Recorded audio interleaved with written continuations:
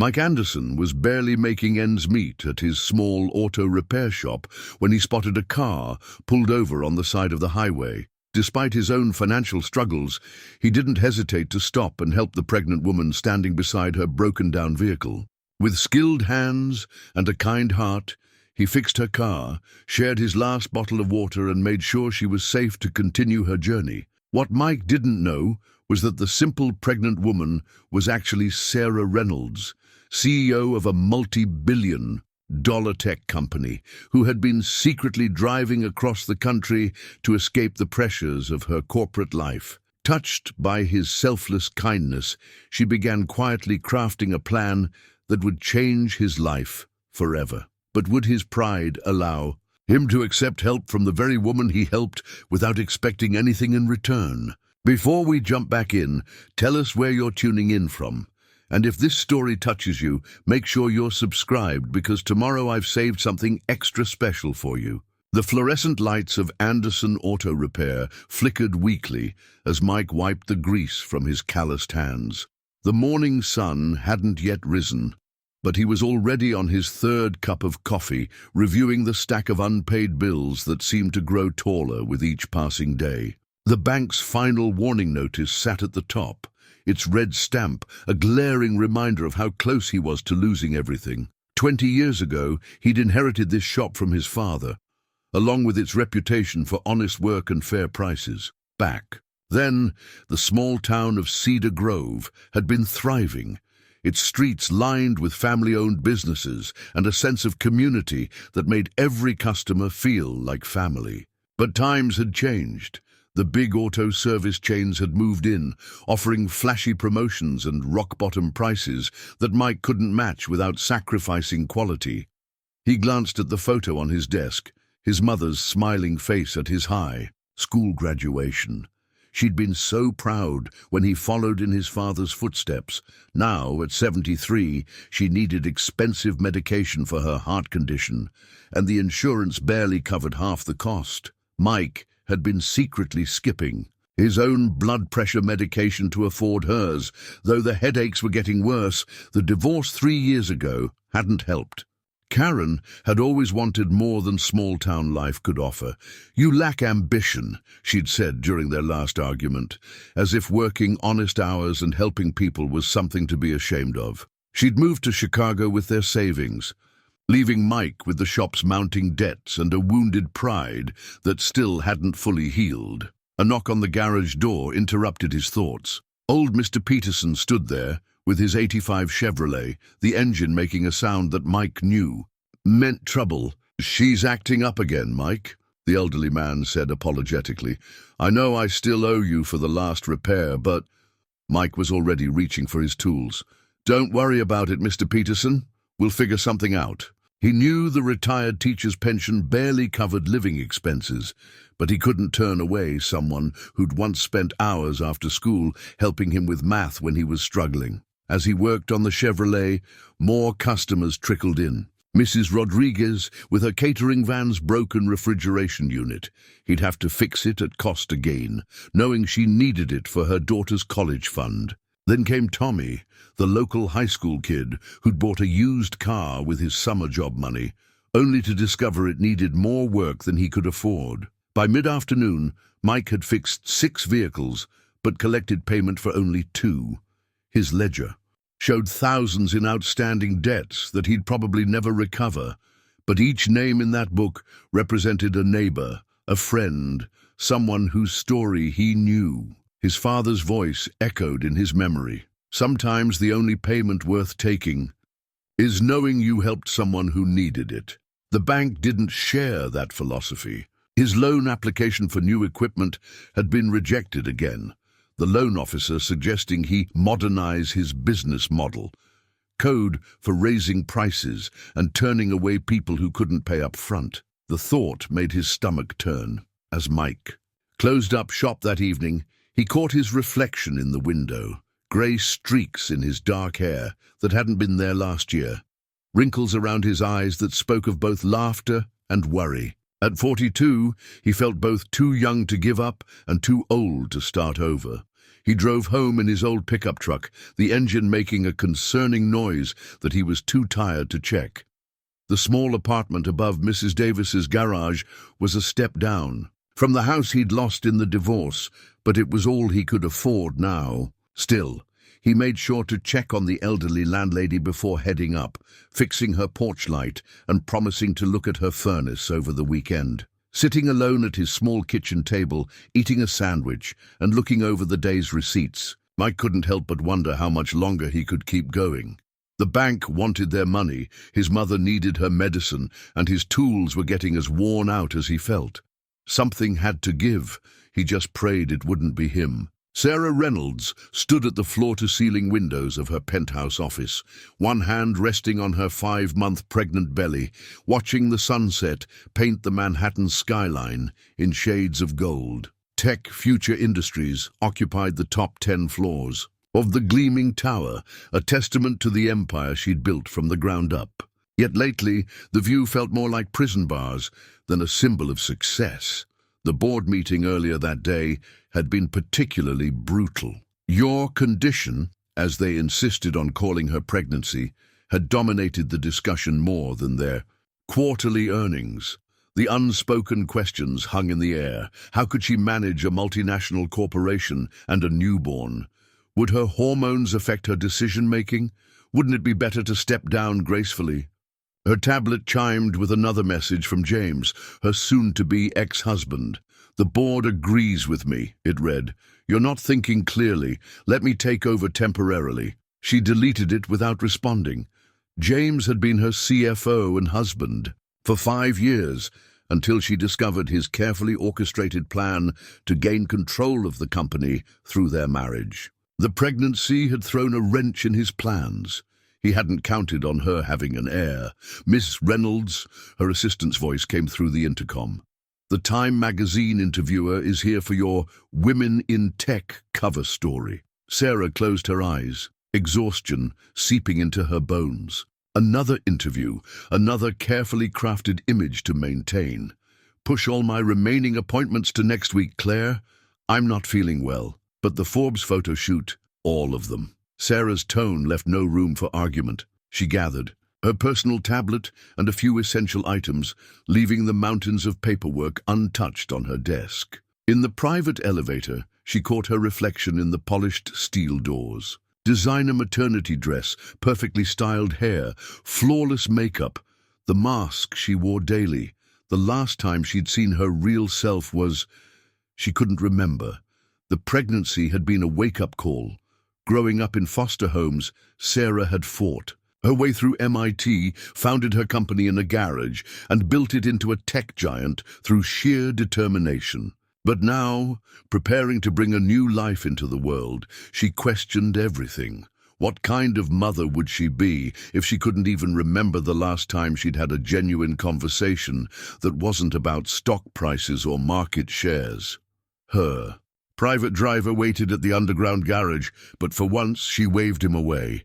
Instead, she walked to the row of personal vehicles she kept on hand, cars she never had time to drive. The modest SUV at the end, bought for market research, purposes, caught her eye. Within minutes, she had changed into simple clothes kept for emergency press conferences, tied her hair back, and slipped off her wedding ring. The decision crystallized with unexpected clarity. She needed to disappear just for a while. The company could survive without her for a few weeks. The press would speculate, James would fume, but her loyal executive team would maintain control. She needed to remember who Sarah Reynolds was before the titles and expectations. As she drove out of the city, her security team's tracking disabled, Sarah felt the weight of her golden cage lifting. The highway stretched before her like a promise of freedom. She had no destination in mind, just a deep need to find something real in a world that had become increasingly artificial. Her daughter kicked inside her, as if approving of this small rebellion. Sarah smiled, the first genuine smile in months. "Just you and me, little one," she whispered. "Let's go find out what's real." The irony didn't escape her. A billionaire playing at being normal. But as the city lights faded in her rear view, mirror, Sarah felt something she hadn't experienced in years: hope. Somewhere out there, beyond the reach of board meetings and business strategies, she might find a piece of herself she'd lost along the way. She drove through the night, stopping only when necessary, avoiding the luxury hotels where she might be recognized. The freedom of anonymity was intoxicating. At a small diner, she ordered pancakes and coffee, smiling at the waitress who chatted about local gossip without a clue as to who she was serving. For a few precious hours, she wasn't Sarah Reynolds, CEO of Tech Future Industries. She was just Sarah, a pregnant woman on a journey to somewhere, or perhaps to herself. The sun was setting when Sarah felt her SUV shudder. The engine made a concerning sound she'd never heard before, and warning lights flashed across the dashboard. She managed to guide the vehicle to the shoulder of the highway just as it died. Completely. 3 days into her impromptu journey, and reality had finally caught up with her. She reached for her phone, then stopped. Calling her usual service would mean being traced, and her peaceful escape would end in a media circus. The baby kicked, as if sensing her distress, and Sarah took a deep breath. Surely someone would stop to help. That's what normal people did, right? 20 minutes passed.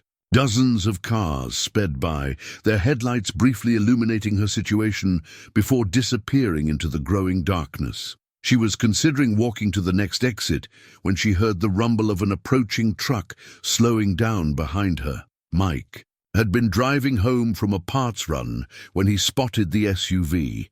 He almost drove past. His mother's medication was waiting at the pharmacy, and they closed in an hour. But something made him check his rearview mirror. The woman was clearly pregnant, and the sun was setting. His conscience wouldn't let him leave her stranded. "Having trouble," he called out, approaching slowly to avoid startling her. Up close, he noticed her expensive-looking clothes were wrinkled from travel, and despite her obvious fatigue, she carried herself with an unconscious grace. Sarah studied the man walking toward her. His work clothes were worn but clean, and there was something reassuring about the way he kept a respectful distance. "The engine just died," she explained, gesturing helplessly at the hood. "Mind if I take a look?" Mike asked, already reaching for the small toolkit he always kept in his truck.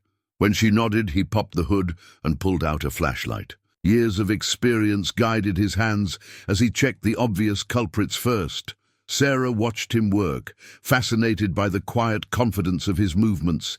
He didn't waste motion, didn't try to impress her with technical jargon. His hands were calloused, she noticed, with oil permanently embedded in the creases. Hands that told a story of honest work. "Looks like your timing belt's shot," he finally announced. "And it did a number on your engine when it went. You're lucky it didn't. Who caused more damage?"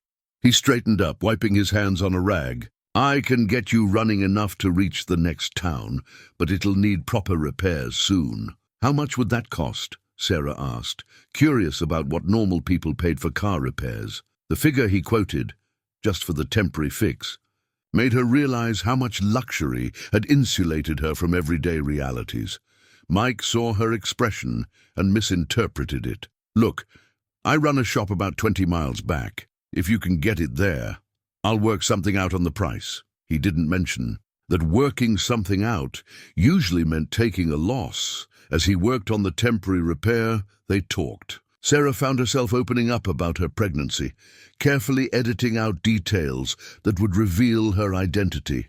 Mike listened, offering occasional comments that showed genuine interest rather than polite obligation. "My ex-wife and I," he started, then caught himself. "Sorry, you probably don't want to hear about that." "No, please," Sarah insisted, surprising herself with how much she wanted to hear his story. There was something authentic about the way he spoke, a refreshing change from the calculated conversations of her corporate world. So Mike told her about Karen, about the divorce, about trying to keep his father's business alive in a changing economy. He didn't mention the unpaid bills or his mother's medical expenses, but Sarah heard the weight of responsibility in his voice. The sun had fully set by the time he finished the repair. Sarah watched as he methodically cleaned each tool before putting it away, a habit born of necessity and respect for his trade. When he offered her his last bottle of water, she accepted it with a gratitude that went beyond simple thirst. "It's not perfect," he said, closing the hood, "but it'll get you to where you need to go. Just take it slow and stop if anything feels off." He wrote down his shop's address and phone number on a worn business card. "If you can't make it to my place, any decent mechanic can handle the full repair." Sarah took the card, noting the simple design and honest wording. Anderson Auto Repair. Fair work, fair prices.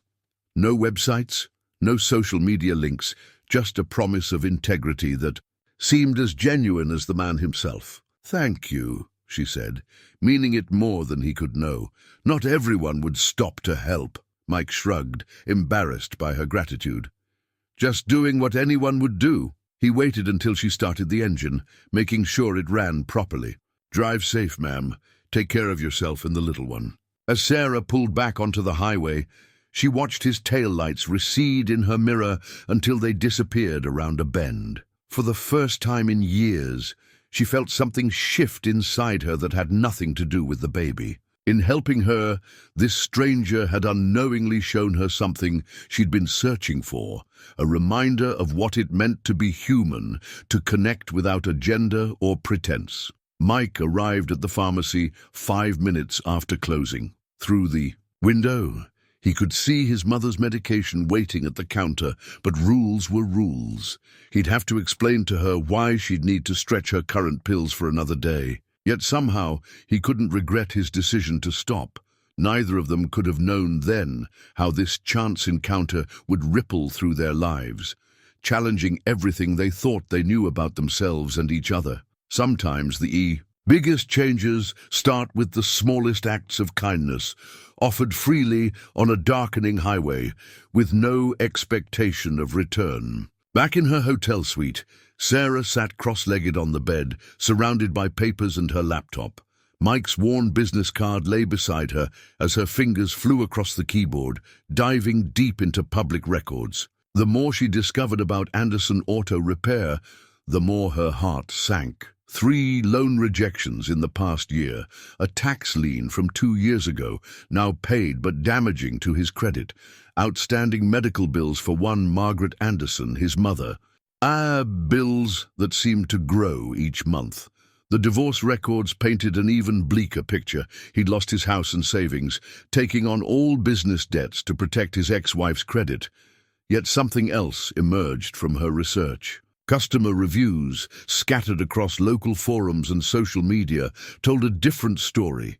Fixed my daughter's car at midnight when she was stranded. Helped me afford repairs by setting up a payment plan. Only mechanic I trust in 3 counties. The comments painted a portrait of a man whose kindness often came at his own expense. Sarah opened another window on her laptop, logging into her corporate systems through a secure connection. As CEO of Tech Future Industries, she had resources, but she'd need to be careful. Direct help would wound his pride and raise suspicions. It had to be subtle, a domino effect that would appear as natural good fortune.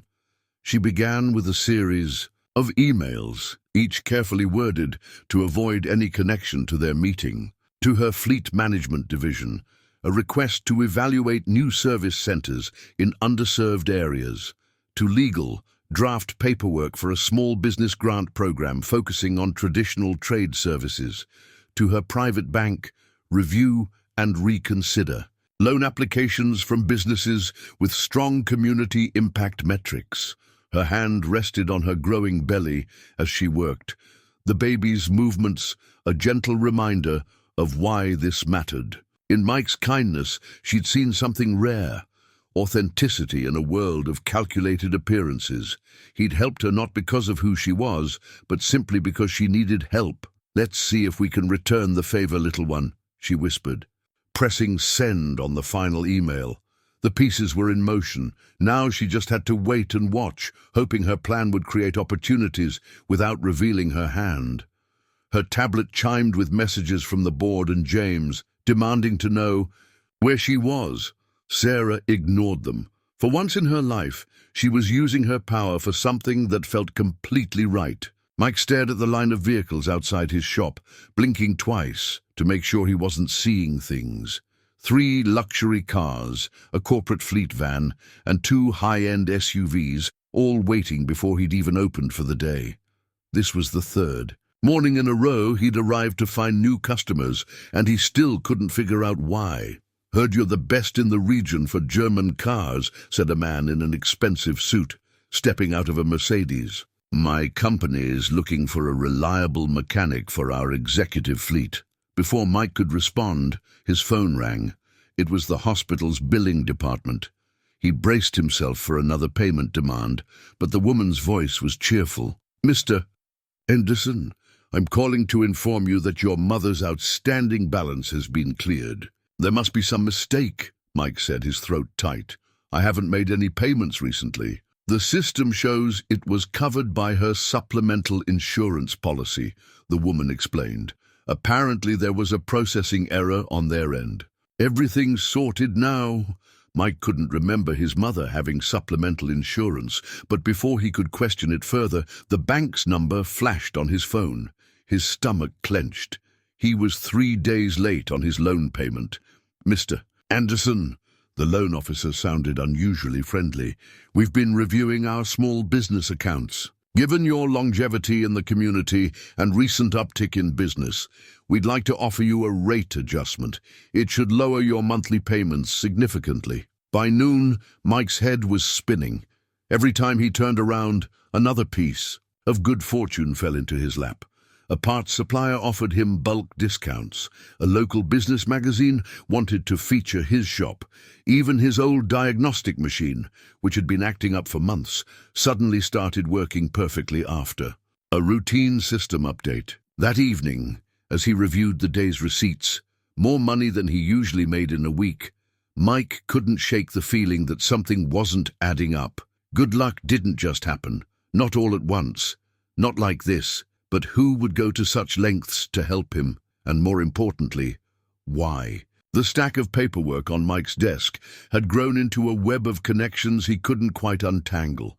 Bank statements, insurance documents, new client contracts, all of them led to different companies. But something about it felt orchestrated. He'd spent his lunch breaks for the past week making phone calls, each answer raising more questions. "I just want to understand," he pressed the bank manager during their meeting. "A month ago, you wouldn't even consider refinancing my loan." "What changed?" The manager, Tom Wilson, adjusted his tie nervously. "As I explained, Mr. Anderson, your business metrics showed significant improvement. Our risk assessment team—" "Risk assessment?" Mike interrupted. "The same team that rejected my application 3 times? Who ordered this review?" "I'm not at liberty to discuss internal procedures," Tom replied, but his eyes flickered to the side, a tell Mike recognized from years of dealing with customers who weren't being entirely truthful. The new corporate clients were equally mysterious. When Mike called their headquarters to verify the fleet maintenance contracts, he discovered they'd all received the same memo. Anderson Auto Repair had been added to their approved vendor list, but nobody could tell him who had authorized it. His mother's insurance situation bothered him the most. "I've had the same coverage for years," Margaret insisted when he asked her about it. "Though lately the copays seem lower. I assumed they changed their policies." Mike sat in his office late that evening, spreading out all the documentation. The timing couldn't be coincidental. Everything had started changing right after he'd helped that pregnant woman on the highway. He pulled out her crumpled business card from his wallet, where he'd tucked it away, as a reminder that small kindnesses mattered. Something tugged at his memory, the way she'd carried herself, her careful way of speaking, the quality of her clothes. Despite their simplicity, he'd been too focused on helping to really think about it then, but now he opened his laptop, typing "female CEO pregnant" into the search bar. Several news articles popped up, most featuring the same woman, Sarah. "Reynolds, CEO of Tech Future Industries." His heart stopped when he saw her face. The corporate fleet contracts, the bank's sudden interest, the insurance changes.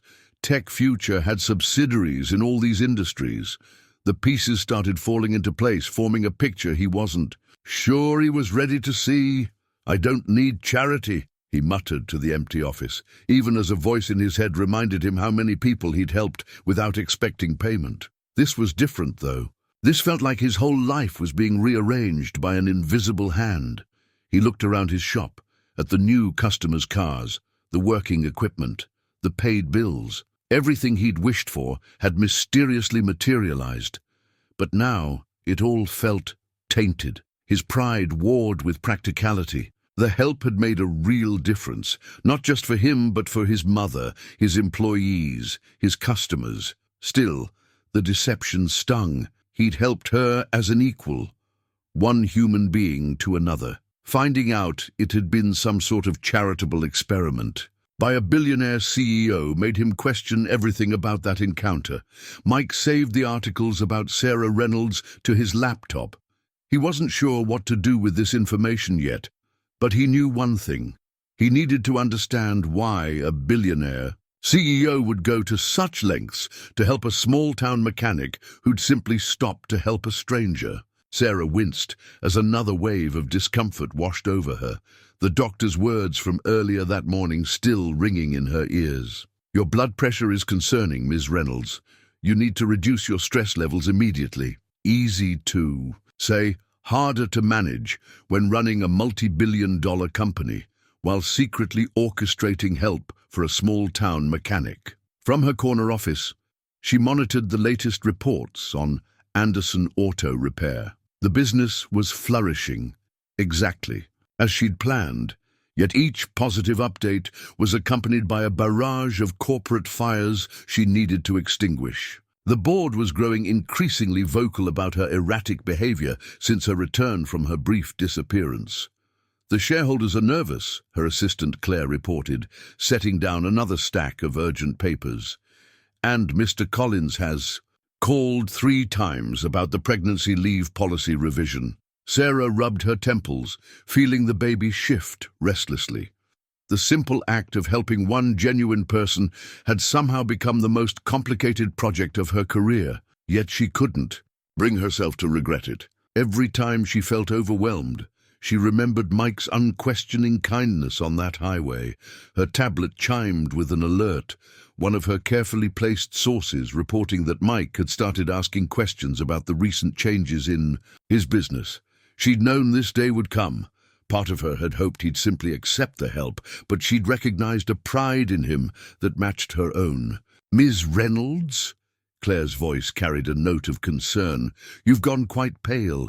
Should I call the doctor?" "I'm fine," Sarah insisted, though the room had started to spin slightly. She pulled up the latest financial reports from Mike's area, checking that all the support channels she'd established remained subtle enough. The last thing she wanted was to embarrass him or make him feel like a charity case. James chose that moment to burst into her office, waving a tablet. "The board's calling an emergency meeting. Your little vanishing act last month, these strange resource allocations. They're saying you're emotionally compromised. Pregnancy hormones affecting your judgment." Sarah's vision blurred at the edges as she stood to confront him. "Get out of my office, James.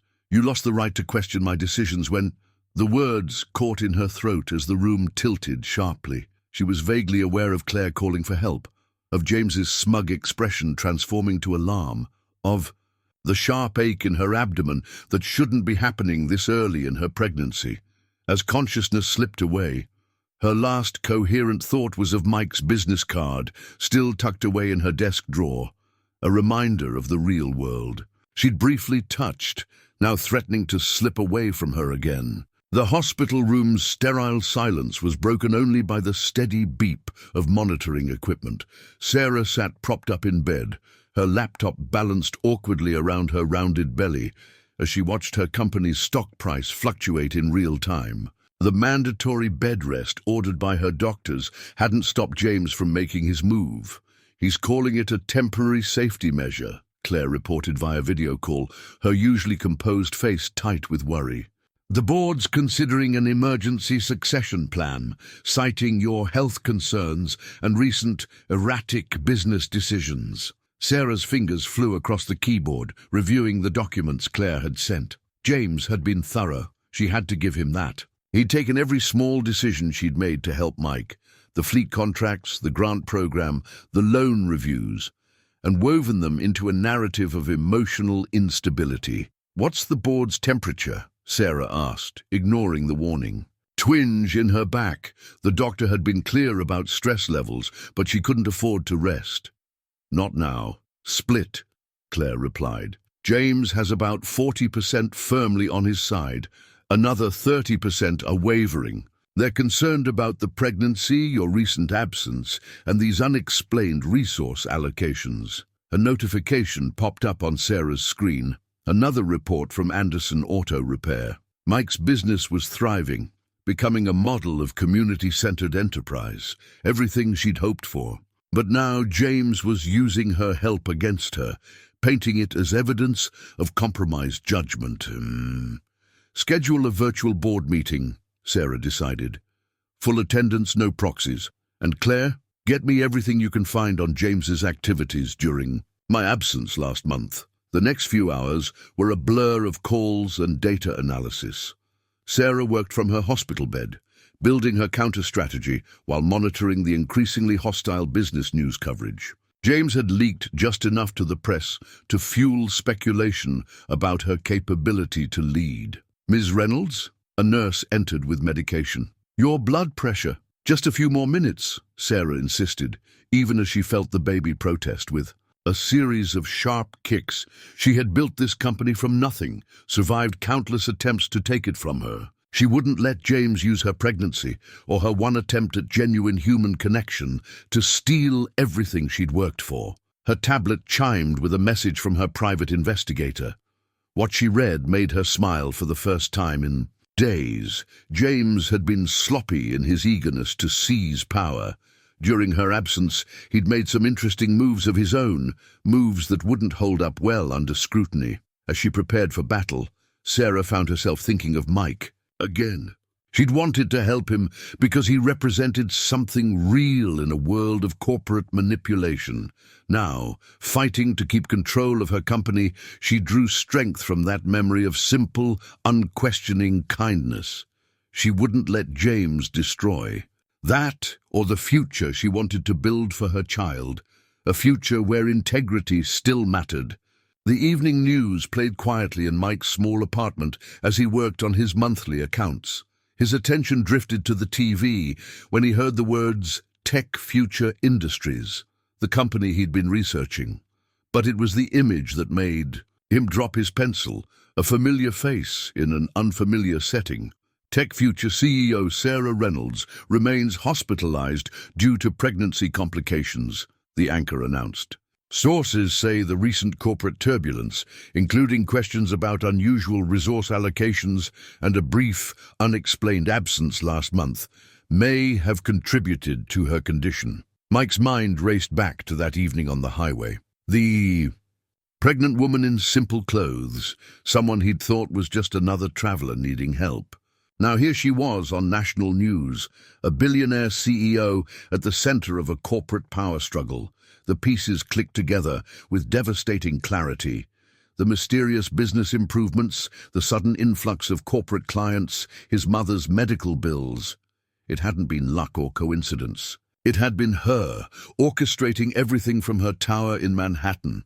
Following an emergency board meeting, the anchor continued, questions have been raised about recent company decisions, including a new small business initiative and changes to corporate vendor policies.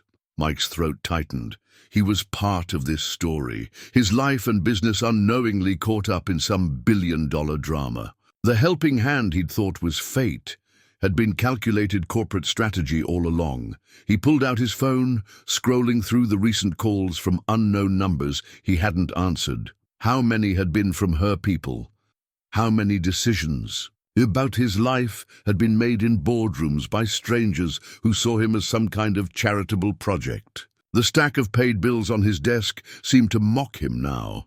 His mother's improved healthcare, the saved business, the new customers, all of it felt hollow. He'd spent his life trying to live up to his father's example, helping others while keeping his dignity intact. Now, he was just another item on a billionaire's to-do list. Opening his laptop, Mike began systematically cancelling the new contracts, returning to his original vendors, and drafting emails to decline the upcoming magazine. Features. His fingers hesitated over the keyboard as he thought about his employees, his mother, the community that relied on him. But pride won out. He'd rather struggle honestly than prosper on false pretenses. "I helped you because you needed help," he said to Sarah's image on the TV screen. "Not because I wanted to be part of your corporate game." The news shifted to footage of Sarah being rushed to the hospital, her face pale but determined. For a moment, Mike's resolve wavered. The woman he'd met on the highway had seemed genuinely lost, genuinely grateful for simple kindness. But that woman didn't exist. She was just a role played by someone far beyond his world. Mike turned off the TV and looked around his small apartment. Everything he owned, he'd earned through hard work and honest dealing. It might not be much, but it was real. That reality, he decided, was worth more than all the mysterious good fortune in the world. The morning sun hadn't yet risen when Mike walked into First National Bank, clutching a folder of carefully prepared documents. The early hour didn't matter. He knew Tom Wilson, the bank manager, would be there. These days, Tom always seemed to be available for Anderson Auto Repair. "Mike," Tom greeted him nervously, "I wasn't expecting you. Is everything all right with the new loan terms?" "That's exactly what I came to discuss." Mike placed the folder on Tom's desk. "I want everything restored to the original terms. Every loan, every rate, every agreement." "But why would you want that?" Tom's confusion was genuine. "The new terms are much more favorable." "Because they're not real," Mike said firmly. "They're part of some corporate experiment by Tech Future Industries. I want my old terms back, the ones I earned." The bank manager's face went pale. I need to make some calls." "Make them," Mike insisted, settling into a chair. "I'll wait." Across the city, Sarah was fighting her own battle from her hospital bed. Her tablet exploded with alerts. Mike Anderson was systematically dismantling every bit of help she'd arranged. But before she could react, James burst into her room, waving a tablet triumphantly. "The board's meeting in an hour," he announced. "Your little charity project just gave us everything we need. A small-town mechanic rejecting our help? It's perfect proof that you're not thinking clearly." Sarah started to respond, but a sharp pain cut through her abdomen. The monitors began beeping urgently as her blood pressure spiked.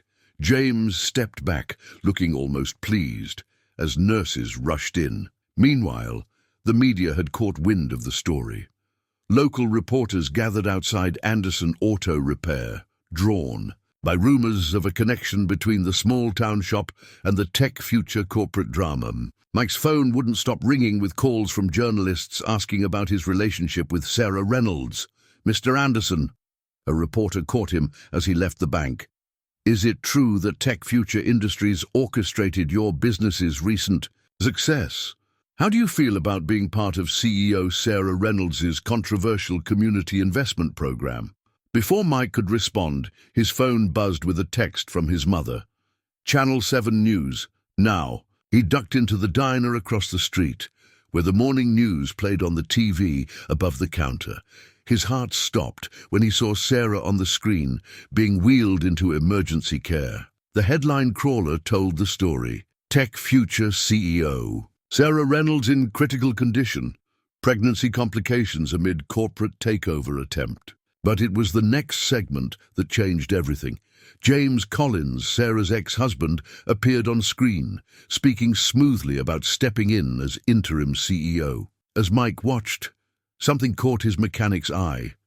A familiar document on James's desk, partially visible in the camera shot.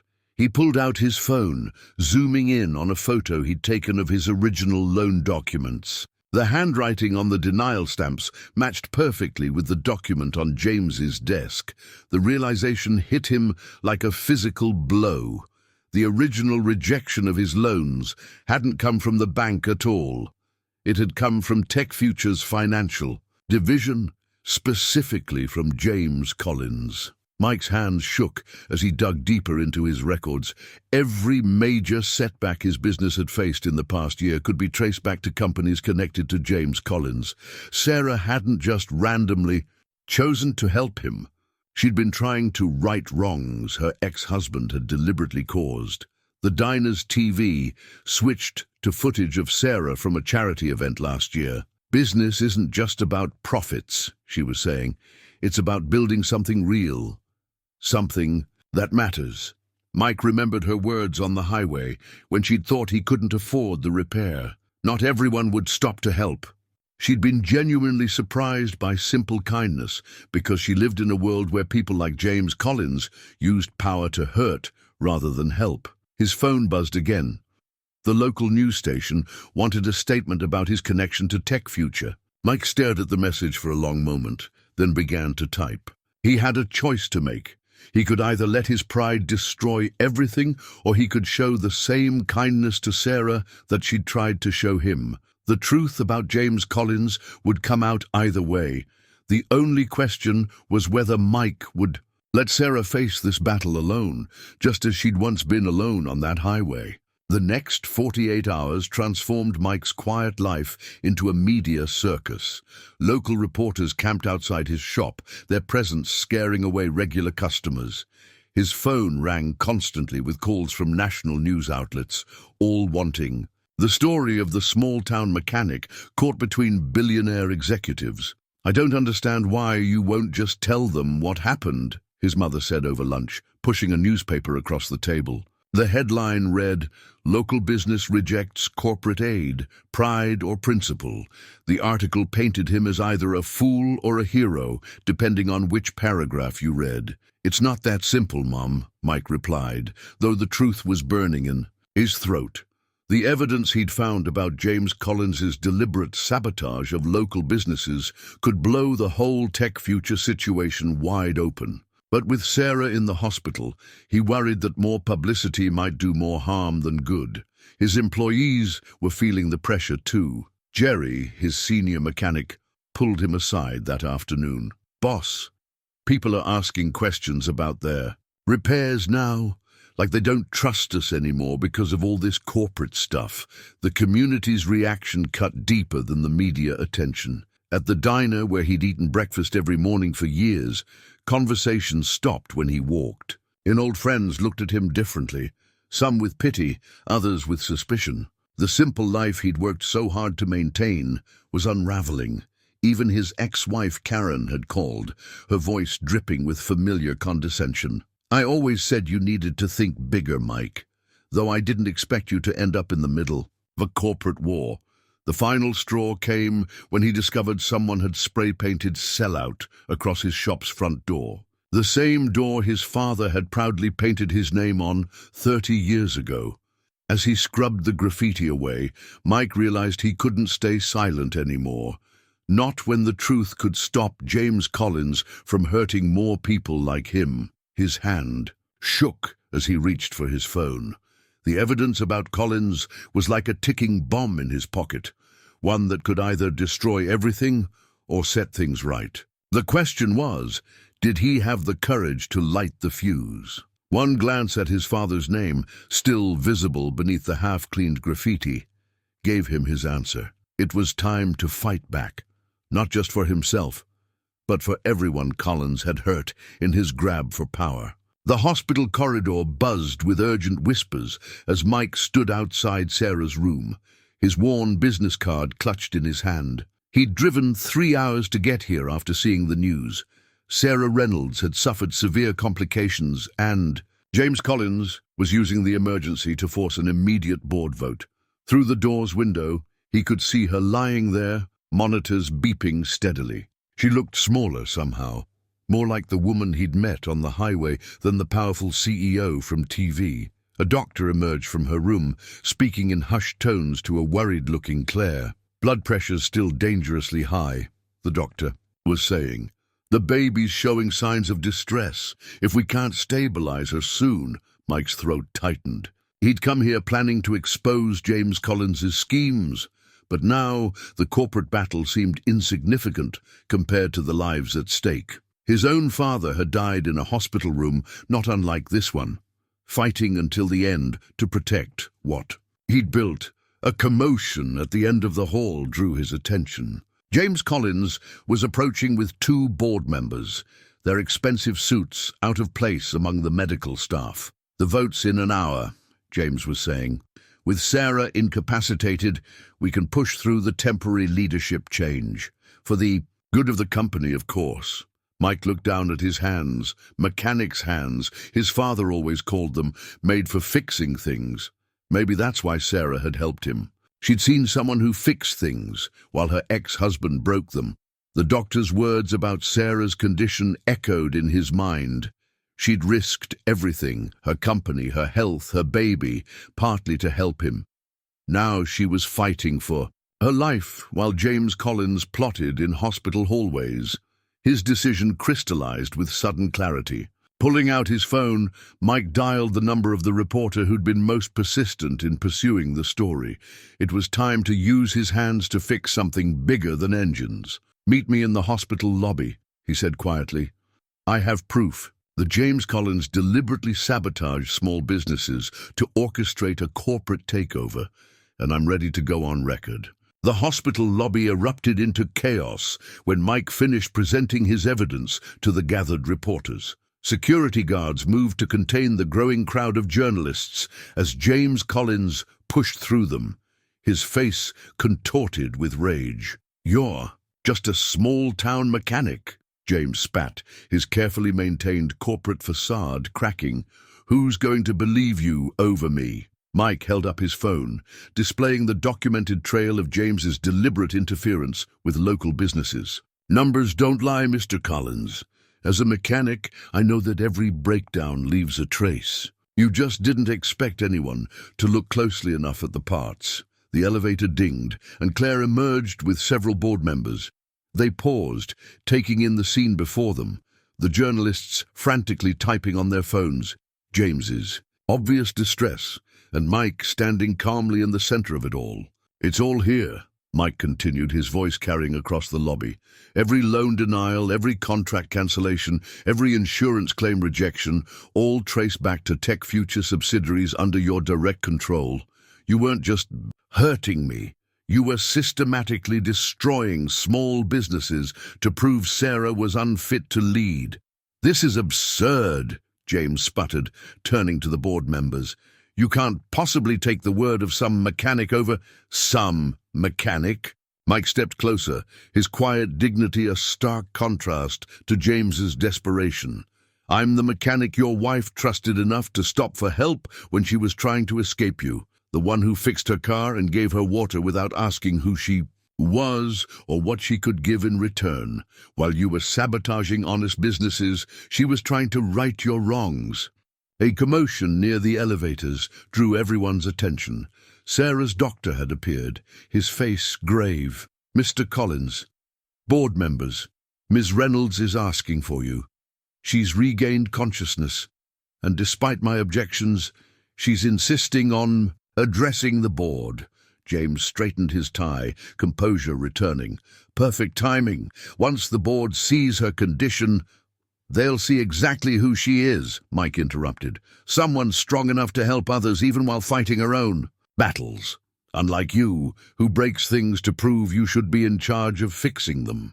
The gathered crowd parted as Sarah was wheeled into the lobby, pale but determined. Her eyes found Mike's across the room, recognition and gratitude passing between them. Then she turned to face her board members, ready to fight one last battle, not just for her company, but for every small business James had tried to destroy. Despite her doctor's protests, Sarah insisted on holding an immediate board meeting in the hospital's conference room. Monitors beeped steadily beside her as she faced the gathered board members. Mike's evidence spread across the table before them. For years, Sarah began, her voice steady despite her weakness. Tech Future has claimed to empower small businesses. Instead, under James's direction, we've been destroying them. James leaped to his feet. This is ridiculous. You can't possibly believe. Let me show you exactly what I believe, Mike interrupted, stepping forward. With a mechanic's precision, he walked the board through the evidence. Loan rejections, contract cancellations, insurance claim denials, all orchestrated through Tech Future's subsidiaries under James's control. Look at the timestamps, Mike pointed out. Every major setback my business faced corresponded with moves to undermine Sarah's leadership. We weren't just collateral damage in your corporate war, we were ammunition. The board members leaned forward, examining documents that showed the same pattern repeated across dozens of small businesses. James's face grew paler with each revelation. Sarah wasn't being erratic, Mike continued. She was trying to fix what he broke. The only mistake she made was trying to do it quietly, to protect the company's reputation. Suddenly, Sarah gasped, clutching her abdomen. The monitors began beeping frantically as her blood pressure spiked. The doctor rushed forward, but Sarah waved him away. I need to finish this, she insisted, though her face had gone white with pain. The board needs to understand. They understand, Mike said gently. You don't have to fight anymore. Not alone. As if in response to their voices, the baby kicked visibly against Sarah's hospital gown. The simple human moment cut through the corporate tension, reminding everyone in the room what really mattered. I move for an immediate vote, the eldest board member announced, rising to his feet, to remove James Collins from all positions within Tech Future Industries, pending criminal investigation. The vote was unanimous, as security escorted a protesting James from the room. Sarah finally allowed herself to be wheeled back to her room, but not before the board had also voted to establish a legitimate small business support initiative, with Mike as its first community advisor. Why did you help me? Sarah asked Mike quietly, as the room cleared. After everything, because that's what real people do, he replied simply. We help each other stand up again. The monitors suddenly went wild as Sarah doubled over in pain. The baby, she gasped. It's coming. 8 hours later, the first cry of Sarah's daughter echoed through the hospital room. Despite the complicated pregnancy, both mother and child were healthy. The doctor called it a miracle, but Sarah knew it had more to do with finally being free of the stress that had plagued her for so long. The media told a different story than they'd expected. Instead of a corporate scandal, the headlines celebrated the unlikely friendship between a billionaire CEO and a small-town mechanic. Tech Future returns to its roots, read one headline, highlighting the company's renewed commitment to supporting local businesses. The board's investigation into James's activities revealed the full scope of his schemes. Dozens of small businesses had been affected, and Sarah made sure each one received not just compensation, but genuine support to rebuild. Mike's insights proved invaluable in designing programs that actually helped rather than just looked good. On paper, Anderson Auto Repair became a model for Tech Future's new community initiative. Mike insisted on keeping his independence, but accepted a role advising other small business owners on how to grow while maintaining their values. His mother proudly noted that he was fixing more than just cars now. He was helping repair the broken trust between big business and local communities. 6 months passed in a whirlwind of positive changes. Mike's garage had become a certified training center, teaching young mechanics while maintaining its community-focused approach. Sarah had found a new balance, running her company with renewed purpose while making time for what truly mattered. Little Emma, named after Mike's mother, became a regular visitor at the garage, fascinated by the tools and machines. Sarah would often find excuses to bring contracts or documents that needed Mike's review, though everyone knew she just enjoyed the peaceful atmosphere of the shop. Their friendship had blossomed into something neither had expected, but both treasured in each other. They'd found someone who understood the value of genuine connection in a world that often forgot its importance. 1 year to the day after their chance encounter on the highway, Mike and Sarah exchanged vows in his father's old garage, now transformed into a community gathering space. Emma, taking her first wobbly steps, served as the tiniest flower girl in history, helped along by Mike's mother. The ceremony was a perfect blend of their worlds. Corporate executives mingled with local mechanics, all brought together by a simple story of two people who chose to help each other when it mattered most. As they shared their first dance, Sarah whispered, "Who would have thought a broken-down car could lead to all this?" Mike smiled, holding his new family close. Sometimes, the best things in life start with helping a stranger on the road.